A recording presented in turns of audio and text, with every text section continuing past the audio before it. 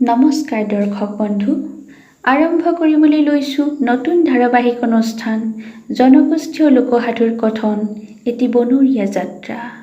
আজি যাত্ৰাৰ প্ৰথমটি খোজ মিচিং দৈ অৰ্থাৎ মিচিং জনগোষ্ঠীৰ সাধু কথা। আজি আৰম্ভ কৰিবলৈ লোৱা সাধুটি মিচিং লোকসমাজত অতিশয় জনপ্ৰিয় আৰু লোকমানসত বিশেষভাৱে গুৰুত্বপূৰ্ণ। সাধুটিৰ শিৰোনাম কেনেকৈ মিচিংসকলে নিজৰ লিপি হেৰুৱালে। প্ৰিয় দৰ্শক, ভিডিঅ'টো স্কিপ নকৰি শেষৰলৈকে চাই থাকক। আৰু আৰম্ভ কৰাৰ আগতে এটা কথা কৈ লওঁ, যদি আপুনি মোৰ চেনেলত নতুন হয় তেন্তে অনুগ্ৰহ কৰি চেনেলটো ছাবস্ক্ৰাইব কৰি লওক, লগতে কাষতে থকা ঘণ্টা চিনটো দবাই দিয়ক। এতিয়া আহকচোন আমাৰ মজিয়াত অকণমান বহক আৰু মন দি শুনক কেনেকৈ মিচিংসকলে নিজৰ লিপি হেৰুৱালে। How did Misings lose their scripts?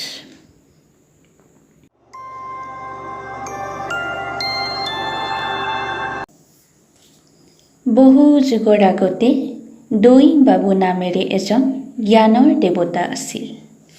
Mising ভাষাত দৈং মানে হ'ল কথা বা কাহিনী অথবা সাধু কথা। দৈং বাবুৰ অৰ্থ হ'ল কোনো বিষয়ত কথা ক'ব পৰা জ্ঞানী পুৰুষ। দৈং বাবুৱে পৃথিৱীৰ ভিন ভিন মানুহক ভিন ভিন লিপি প্ৰদান কৰিছিল। পোনপ্ৰথমে দৈং বাবুৱে মানৱ জাতিক কণ্ঠস্বৰ বা মৌখিক শব্দবোৰ দিছিল। এদিনাখন ভাষাবোৰ চিৰকাল জীয়াই ৰখাৰ কথা চিন্তা কৰি এই শব্দসমূহক লিখিত ৰূপ দিবলৈ দৈং বাবুৱে সকলো জাতিৰ প্ৰতিনিধিসকলক নিজৰ ঘৰলৈ মাতি পঠিয়ালে। প্ৰত্যেকেই গৈ নিজৰ পচন্দৰ লিপি বা আখৰবোৰ বাছি ল'লে। মিচিংসকল চিকাৰ কাৰ্যত পাকৈত আছিল। প্ৰতিদিনে তেওঁলোকে অনেক পহু আৰু বনৰীয়া গাহৰি বধ কৰিব পাৰিছিল। তেতিয়াৰ দিনত কাগজ বা ফলি নাছিল। দৈং বাবুৰ ওচৰলৈ যোৱা মিচিং মানুহজনে সেই লগত এখন পহুচাল আখৰ লিখিবলৈ বুলি লৈ গৈছিল। দৈং বাবুৱে যি যি আখৰ দিলে সকলোবোৰ তেওঁ সেই পহুচালখনতে লিখি ল'লে। সকলোৱে নিজৰ নিজৰ লিপিবোৰ পোৱাৰ পিছত ঘৰমুৱা হ'ল। মিচিং মানুহজনেও ঘৰলৈ আহি পেৰাবত অৰ্থাৎ ধোঁৱা চাঙত পহুচালখন শুকাবলৈ থৈ দিলে। এনেদৰে বহু দিন গ'ল। মানুহজনে পহুচালখনৰ লগত জড়িত সকলোবোৰ কথা পাহৰি গ'ল।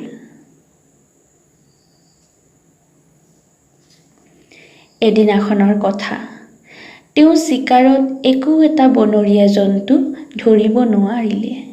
সেয়ে তেওঁ বেজাৰ আৰু হতাশ মনেৰে নিজৰ চাংঘৰটোলৈ উভতি আহিল আৰু জুহালৰ কাষতে বহি সেইদিনা কি খাব তাৰে চিন্তা কৰি থাকোঁতেই হঠাৎ তেওঁৰ ধোঁৱা চাঙত থকা পহুচালখনত চকু পৰিল। তেওঁ এই কথা একেবাৰে পাহৰি গ'ল যে সেই পহুচালখনতেই দৈং বাবুৱে দিয়া মূল্যৱান আখৰবোৰ লিখি থৈছিল।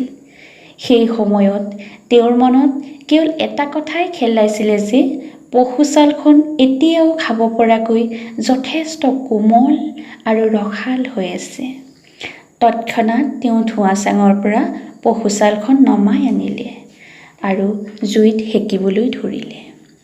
এনেদৰে তেওঁ তৃপ্তিৰে পহুচালখন খাই পেটৰ ভোক গুচালে। পিছত মানুহজনৰ মনত পৰিল যে দৈং বাবুৱে দিয়া মূল্যৱান লিপিখিনি তেওঁ এই পহুচালখনতেই লিখি থৈছিল। কিন্তু মানুহজনে আৰু তাত লিখা এডালো আখ বহুত চেষ্টা কৰিও মনত পেলাব নোৱাৰিলে। তেতিয়াৰে পৰা মিচিংসকলৰ নিজৰ লিপি নোহোৱা হ'ল আৰু তাৰ পৰিৱৰ্তে তেওঁলোকে বেলেগৰ লিপি ধাৰ কৰিব লগা হ'ল। সাধুটোৰ নীতি শিক্ষা। সাধুটোৰ পৰা আমি ইয়াকে শিকিলোঁ যে লোভে আমাক দুৰ্ভাগ্যৰ দিশে পৰিচালনা কৰে। লোভ লালসাই মানুহ বা জন্তু যিয়েই নহওক কিয় সকলোকে বিপদৰ মুখলৈ ঠেলিব পাৰে।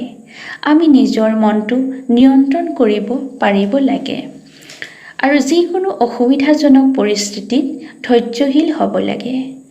উক্ত কাহিনীটোত যদি মিচিং মানুহজনে নিজৰ লোভীয়া জিভাখন বৃহত্তৰ মিচিং সমাজ সভ্যতাৰ কথা চিন্তা কৰি নিয়ন্ত্ৰণ কৰিলেহেঁতেন, তেন্তে আজি মিচিং জাতিয়ে স্বকীয় লিপিৰ অভাৱ দেখিব লগা নহ'লহেঁতেন।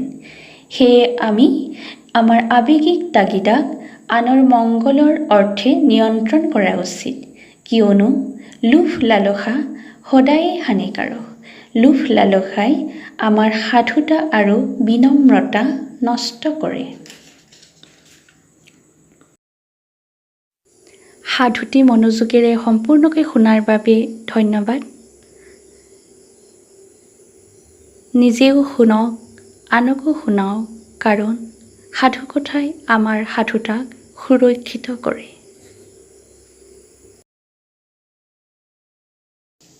প্ৰসংগক্ৰমে প্ৰিয় দৰ্শক, ইয়াৰ আগৰ ভিডিঅ'টোত মই আমাৰ শাক পাচলি বাৰীখন দেখুৱাইছিলোঁ আৰু এটা আহ্বান জনাইছিলোঁ যে যদি দৰ্শক বন্ধুসকলৰ ঘৰতে কৰা সেউজীয়া শাক পাচলিৰ খেতি আছে তেন্তে ইনবক্স কৰিবলৈ, আৰু আমাৰ আহ্বানৰ প্ৰতি সঁহাৰি জনাই ওৰাঙৰ পৰা এগৰাকী দৰ্শক বন্ধুৱে জাতিলাও চাঙত ধুনীয়া ধুনীয়া ফচল লাগি থকা এখন ফটো পঠিয়াইছে।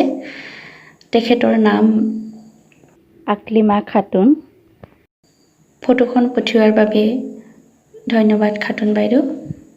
এনেদৰে যেন সদায় আমাৰ লগত সম্পৰ্ক ৰক্ষা কৰি থাকে।